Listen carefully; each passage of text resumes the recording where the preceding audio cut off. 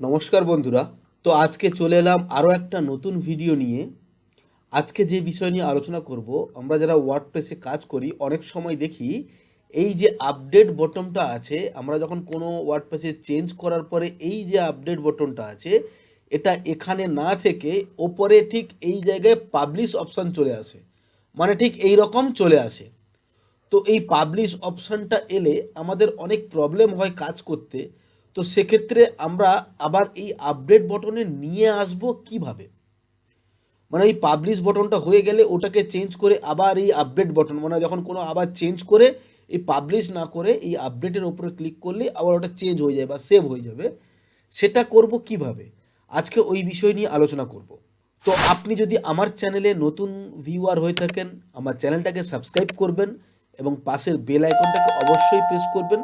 যখন আমি নতুন কোনো ভিডিও আপলোড করব আপনাদের কাছে নোটিফিকেশান সবার আগে পৌঁছে যাবে।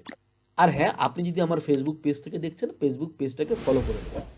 তো চলুন মূল টপিকে যাও বন্ধুরা। এখানে আপনারা স্ক্রিনে দেখতে পাচ্ছেন আমার ওপরে এই পাবলিশ অপশানটা চলে এসছে।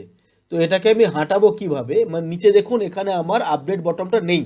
আমি যদি কোনো কিছু লিখে চেঞ্জ করি, ধরুন এটা চেঞ্জ করলাম, তখন আমাকে এই পাবলিশ অপশানে ক্লিক করলে তবেই চেঞ্জ হবে, না হলে হবে না। আগে কিন্তু আমাদের এখানে আপডেট বটনে ক্লিক করলেই তবে আপডেট হতো।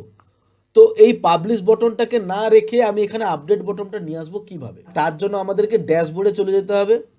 ড্যাশবোর্ডে গিয়ে এলিমেন্টারে গিয়ে সেটিংসে যেতে হবে।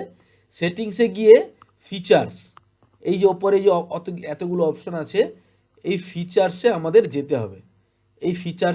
যেতে হবে। তো ফিচার্সের উপরে ক্লিক করব।